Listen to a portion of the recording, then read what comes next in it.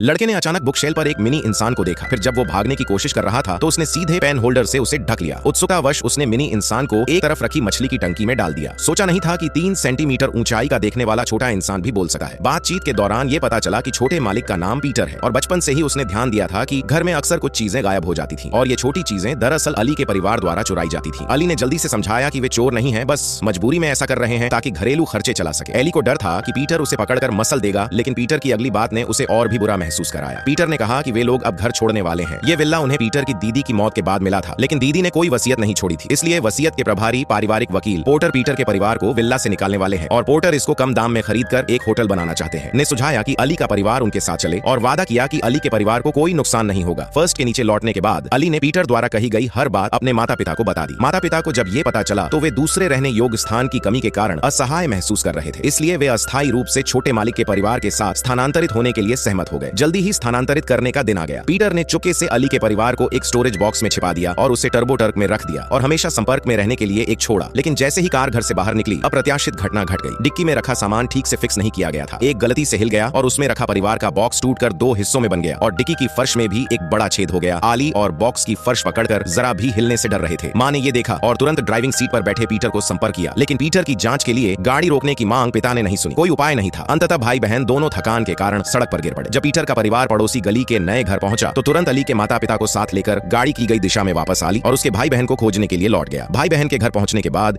उन्होंने पीटर द्वारा दी गई जानकारी के आधार पर नए घर का रास्ता ढूंढना शुरू कर दिया। लेकिन इस बीच विला के नए मालिक पॉटर ठीक उसी समय विला की जांच करने पहुंच गए। ये मानते हुए कि विला पहले से खाली था, पॉटर ट्यूब लेकर दीवार पर कुछ असल में उस साल आंटी ने मौखिक रूप से वकील को कहा था कि वो पीटर के परिवार को दे और तिजोरी में एक वसीयतनामा भी छोड़ा था। को लगा कि वसीयत को नष्ट करके वो अपना मकसद हासिल कर लेगा, लेकिन ये दृश्य अटारी पर मौजूद और उनके भाई ने देख लिया। उन्हें वसीयत को वापस लेना होगा ताकि पीटर के परिवार को वापस विला में लाया जा सके। वोटर ने वसीयत को जलाने के लिए लाइटर निकाल लिया, लेकिन लाइटर में समस्या आ गई और वह जल नहीं सका। वोटर ने वसीयत को अलमारी पर रखा और वह उसे जलाने के लिए माचिस लाने चला गया, लेकिन जब वह पीछे मुड़ा तो देखा कि वसीयत अपने आप दीवार पर चलने लगी है। जब वोटर को होश आया तो वसीयत पहले से ही एक वेंटिलेशन डक्ट के मुहाने पर पहुंच चुकी थी। ये देखकर कि वसीयत भागने वाली है, पेट तुरंत एक कदम आगे बढ़ाकर वसीयत को पकड़ने की कोशिश करता है, लेकिन इस समय तक बहुत देर हो चुकी थी। एक बार वोटर ने ये देखा, उसने एक लोहे का हथौड़ा उठाकर जमीन पर जोर से मारा और फिर सीधे फर्श को उखाड़ दिया। नीचे छुपे हुए भाई बहन इससे बुरी तरह डर गए। पीटर ने दाहिने ओर बढ़ाकर 2 लोगों को पकड़कर वसीयत वापस लेने की कोशिश की। दोनों भागना चाहते थे, लेकिन माल्फो द्वारा रास्ता रोक दिया गया। भाई को बचाने के लिए आली ने एक किनारे से कांटा उठाया और इसे वोटर की उंगलियों में घुसा दिया, जिससे अस्थायी रूप से बच निकला।